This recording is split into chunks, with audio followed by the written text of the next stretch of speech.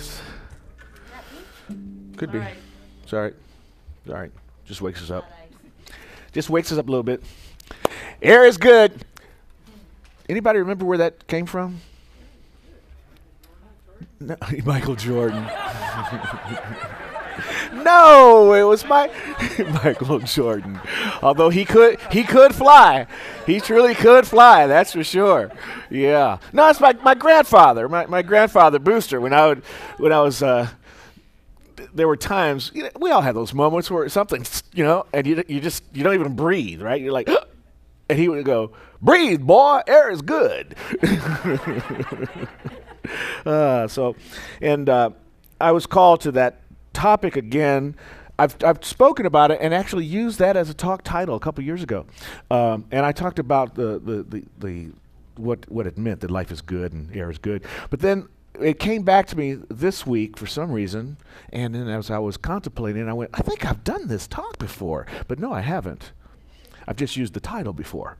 What I'm talking about now is that, and last night I was thinking more about this, that air is good. It's a metaphor, right? It's not a simile. That would be air is as good as, right? What? Grammatically correct. That's a grammatically correct metaphor. And then it just dawned on me that that's what it talks about. It's about metaphor, and that's what Dr. Holmes was all about. He used like really simple 3-word metaphors. Life is good was one of his that he liked, and air is good is the one that I like. And as I think about air being good, what comes to me, air being good, Airbnb. That sounds like a great business idea. I should get right on that.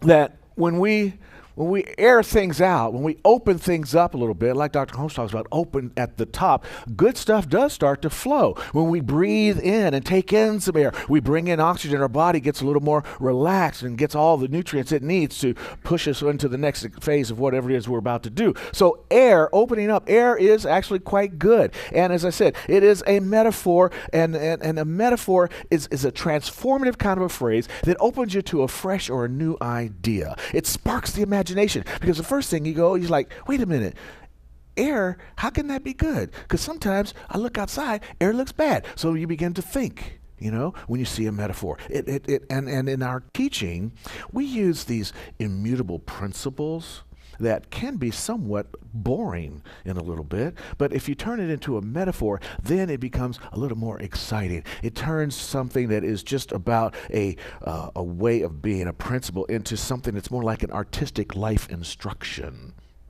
Becomes a vehicle for change. And metaphors can make all the difference in how your life is. Take these 2 metaphors, for example. Look at these 2. Love is war. Love is a collaborative work of art. Which lover do you think has more fun in their life? The one who thinks that, well, I don't know, though. It depends on how you approach war.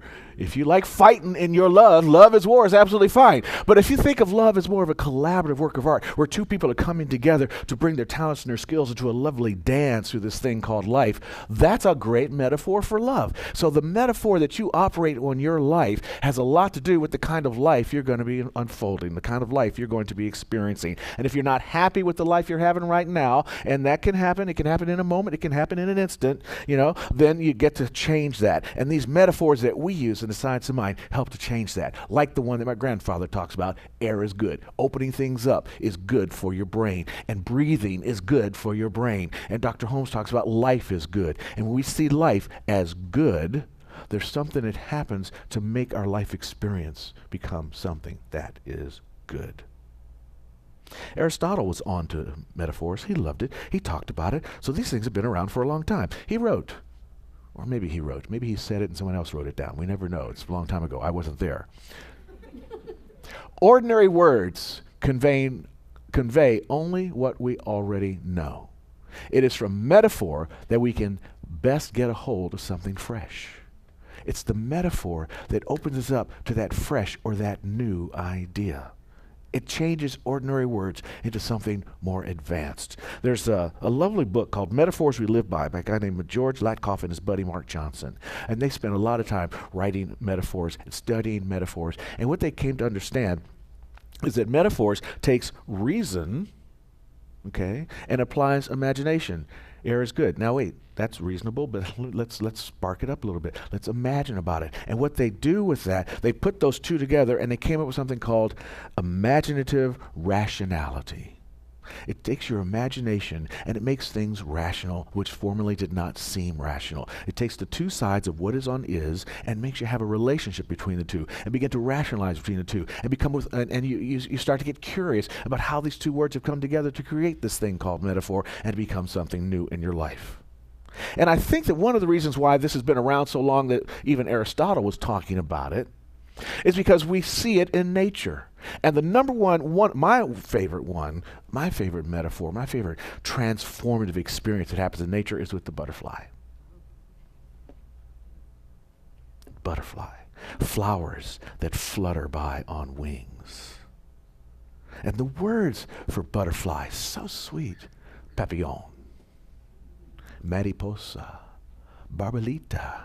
And barbolita and mariposa, Spanish and Portuguese, those are both actually flowers as well. They're names of flowers, but also they're the names in those languages for this thing that flutters by on artistic wing, butterflies. There's a word in Gaelic that they use for butterfly. The Helblon, I knew I'd do this. Dielban J. Dielban J. Dielban J. Gaelic. Butterfly. But when you break it down, what it really means, because dia is their word for God, and ban is their word for flower, and j is their word for flight. And so it's really about the fire of God in flight.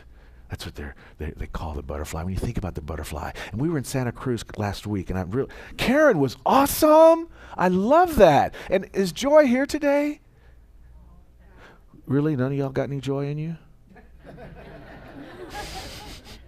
But Joy came to the social loungers last night, and she came. Do you know who I'm talking about? Joy. I remember here, Cindy Joy, and she came as Joy, which is really sweet. Big joy around her neck. She had the little blue wig on, and she won the contest.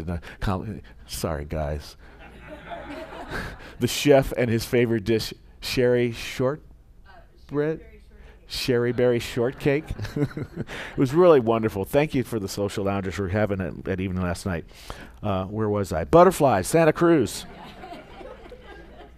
They have a butterfly exhibit in Santa Cruz. That's one of the spots where the monarchs stop along their journey. And there's these areas where you can just see them hanging from the trees with the beautiful wings, just, and they're just like Christmas trees, like ornaments, and it's butterflies. It's so interesting. And I think even the Egyptians were kind of turned on by the butterflies in an interesting way. They had a fascination with it, because think about the mummy. You wrap the dead body up into what looks like a human chrysalis, and then you prepare that for the next life. It's their journey into the afterlife. They use this idea of metaphor to move forward into the next experience of life. And as my dear friend Rod Carter says, what's a metaphor after all? It is to transform. It's to help us receive the fullness that life has to offer to us. In John 3:15, Jesus talks about being born again of water and spirit. And then Nicodemus in that conversation saying, dude, I'm grown. How can I climb back into my mother's womb and be born again? That's totally impossible. But he was talking in this beautiful idea of metaphor that's sparked by the beautiful idea of the butterfly and the chrysalis and the caterpillar. Because what happens to the caterpillar? It goes into this primordial soup. In short, it dies. Egyptians, mummy, right? And then it pops out of the chrysalis as this beautiful butterfly. That's the experience that Jesus was talking about, being born again of spirit. You see, you have to go back and just literally die to the experiences you previously had, surrender yourself to something new, and then you can step off into the full experience of life itself. We do that in treatment in our own way. We look at a condition in treatment, right? You understand what the condition is. You unify with spirit. You become one with it. You speak your word. You deny the previous experience, and you accept the new experience. And in that motion, you have gone into prayer, into a chrysalis, into a metaphorical shift into your new experience of life. And then you say, thank you for it. You release it, and you step out. You release and you step out. Is that not like the boom, butterfly experience? That's what you do in treatment. That's what Jesus was talking about, being born of the Spirit, going to water and coming back again. You see? Ernest Holmes says that you make your life mean, little, and limit its possibilities when you refuse to accept the whole gift of God. When we refuse to surrender to our past, when we refuse to let go of our limitations, when we refuse to transform, when we refuse to have our caterpillar butterfly experience, we don't get the whole gift that God is bringing forth for us. There is something in us that is bursting forth, trying to come into expression, and this transformative experience takes place within each and every one of us through our thoughts, through our actions, and then through our deeds.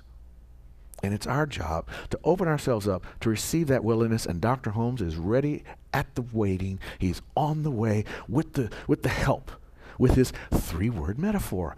These wonderful 3-word metaphors. God is good, right? God is life. Life is good. Go the other way around. Life is good. Life is God. God is good. When we use those metaphors, we can put ourselves in the state of mind that allows us to experience the limited possibilities that are available to us. We shift ourselves from that area of no and never, like we're talking about never can we get rid of the kind of shootings that killed 11 people in a synagogue, that killed 2 people in a Kroger store, and the guy in Kentucky that was going into the Kroger store that killed those 2 people, one of them was with his grandson. He tried to go into a church just moments before that. We could have had 2 places of worship shooting this week. You know?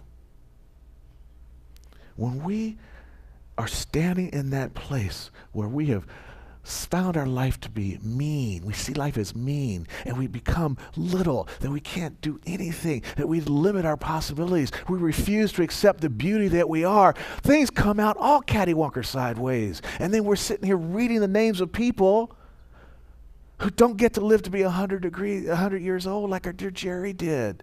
That one woman was 97 at that synagogue. The 2 brothers that aren't going to be able to have they're not going to be able to have their Yanksgiving this year. These things are happening because there are people that are living on this side of the gift instead of on the transformative other side, the release butterfly side of life. See? And so this is what we get to do each and every day. This is what our teaching prepares us to do, to shift our patterns and to see more joy and to see more happiness and to break some old habits and to accept the good that we are. And, somebody says, like, it's compliments. It's so hard for people to accept some compliments sometimes. Oh, you shouldn't have. Oh, this little thing, I've had this forever. Oh, I really don't deserve these good words. Well, our treatment work, our thoughts are things work, our life is good work. They're all designed to help us break those old habits and to begin to accept the whole gift that God has put before us. There were these nuns living in a cloister, in a monastery, and it caught fire. And the stairwell, this place was old, it wasn't up to fire codes, they only had 1 stairwell down, and the stairwell was what was on fire. And so here are all these nuns trapped on the upper floor, the volunteer fire department that came to rescue them, the ladder couldn't get up that high, they're stuck. And one of the young nuns says, everybody, take off your clothes. What? Take off your clothes. They took off their clothes, they tied them all together, they made a nice ladder, and they climbed down the ladder. And all of them were rescued. All of them were saved. And after it was over, the news media was there, and they walked up to him, and they said, how did you do that? Weren't you afraid that the knots would slip or the threads would break and you would die climbing down? And the one nun says, oh, no. Old habits are hard to break.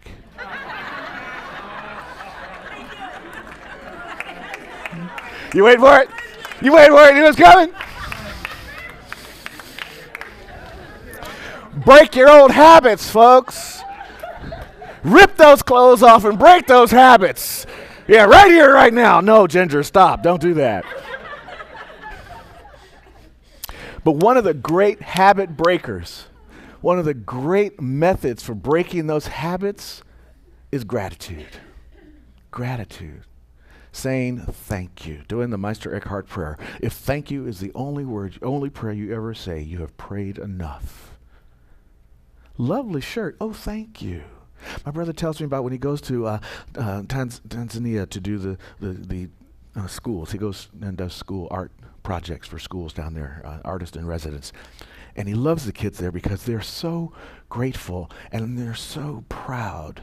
You know, you never would tell one of those kids would never say, hey, nice haircut. Oh, no. No, he says, thank you for noticing. Yes, it is. You know, nice sweater. Yes, I love the sweater. My mother gave it to me. Thank you very much. Thank you for noticing.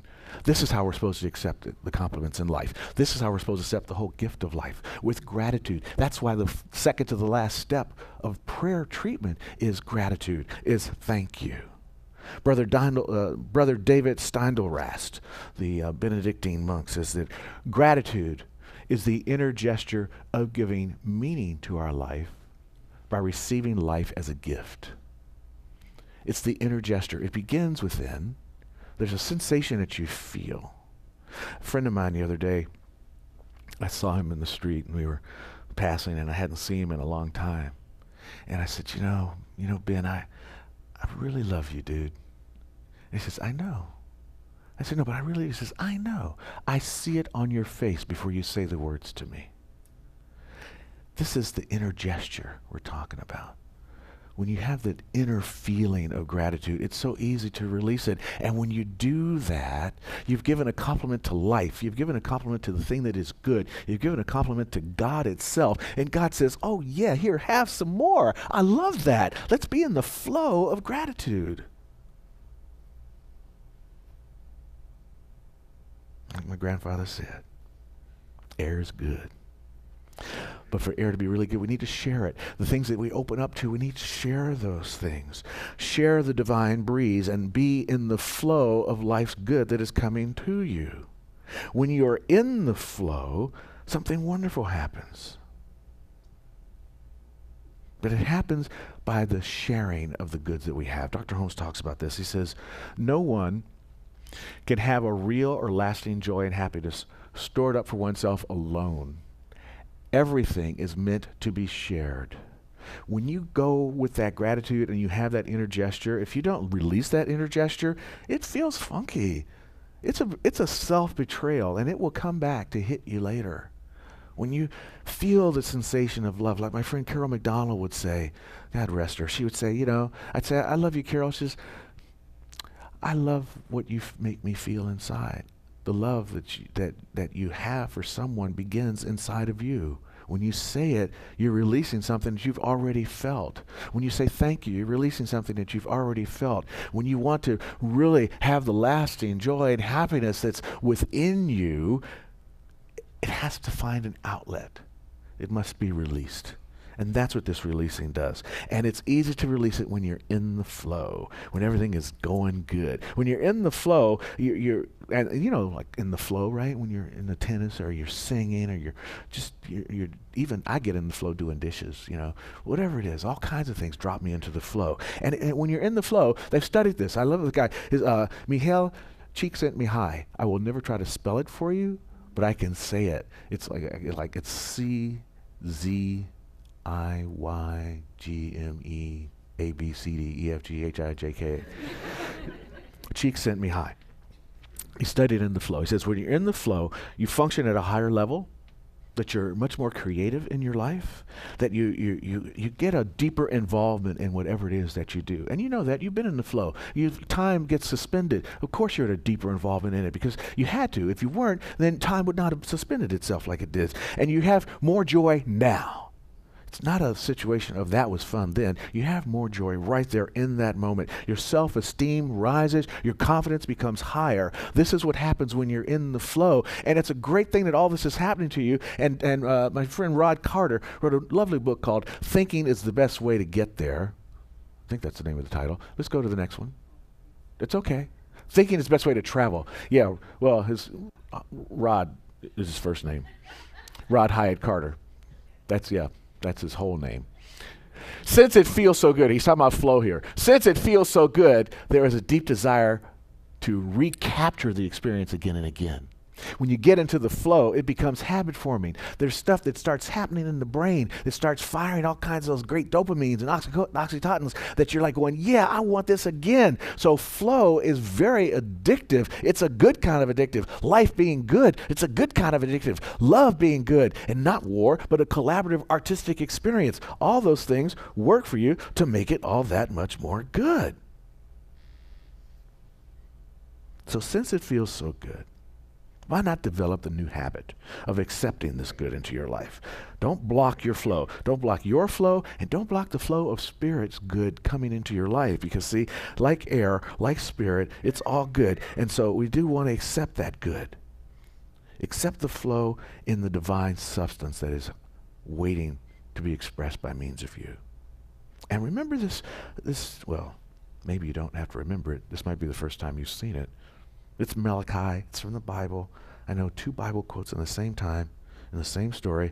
Oh, it was John 3:15, and this is Malachi 3:10. We're staying in the same chapter, different book. But he says, "Prove me now herewith, saith the Lord of hosts, if I will not open you the windows of heaven and pour you out a blessing that there shall not be room enough to receive it." I love that one. Here's God, the Lord of hosts. That's who God is. He's the Lord of all the angels, all that is, all the whole entire universe. He's saying here, previous to this, he's talking about tithes. He's talking about giving. He's talking about your talents and your skills and what you have in the world to give, see? So it's like, prove me now with.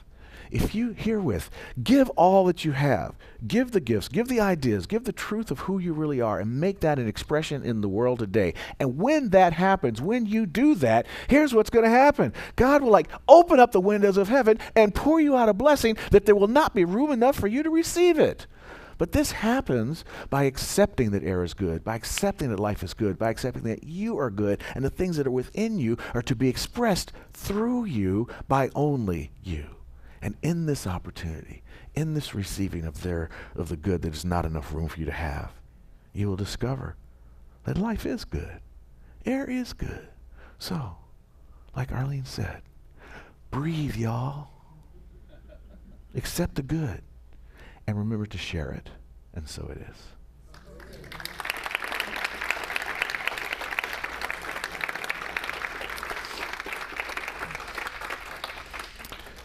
Let's do the affirmation. There is nothing in me that can or does block the flow of good in my life. So bring it on. I'm ready. There you go. Be ready. Be ready. Oh, yes. Healing prayer time.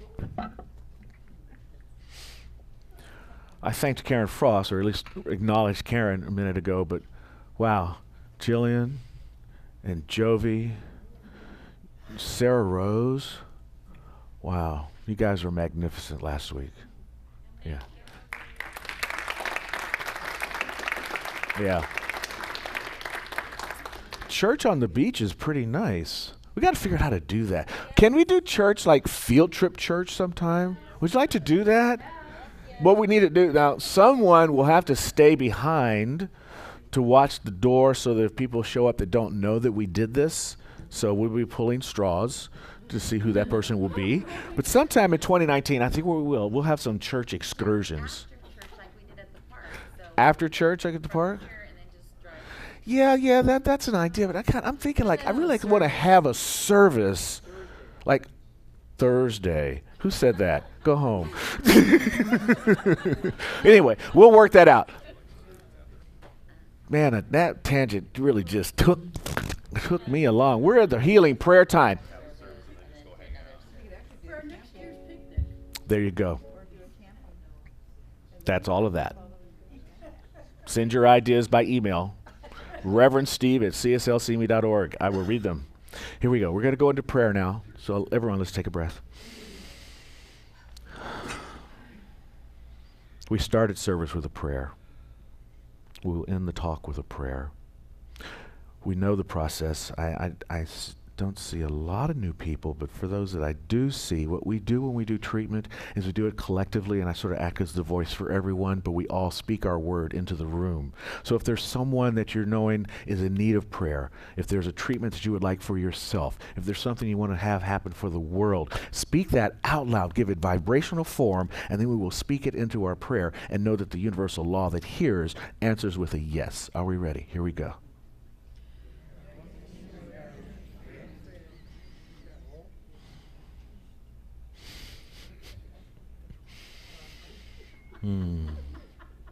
I love the faithful. So knowing right here and right now that even in the laughter, there's God. In the tears, there's God. In the joy and in the sadness, there's God, because it's all God. And since it's all God, it's all good. And in this process of prayer, we move conditions collectively that may not appear as good right now. We don't deny the facts of hurt, pain, or disease. We do not deny the facts of unemployment or shortness in the financial pocketbook. We do not deny the facts of those situations, but we deny the reality of them being a necessity in life. So it is through our treatment work that we move from a fact that is discordant into the reality of its truth, that is whole, that is perfect, that is complete. We move into that space of limitless abundance, of flowing prosperity, of love and compassion and understanding for fellow human beings, of resolution of difficulty, of harmony in relationship, of love finding love as a collaborative art, to move away from war and into peace. For taking a world that is already working for everyone and make it work more perfectly for everyone. I say a blessing to all those families that are dealing with deep grief and sorrow this day. I say blessing for all of us in this room who may have been touched by a transitional experience this week, this month, this year in life. We let it go. We move and celebrate our grieving moments. We also know that the grief is an outpicturing of deep love. For it's all love. It's all life. It's all here. It's all now. Right now. Everything is all right. Right now. And for that we are so grateful to know that as we speak this word, there is a universal law that is right now coalescing everything that we're bringing about into an experience that brings more joy and happiness. So we let it be. We feel the peace and deep gratitude as we affirm this word by saying, and so it is. Mm-hmm.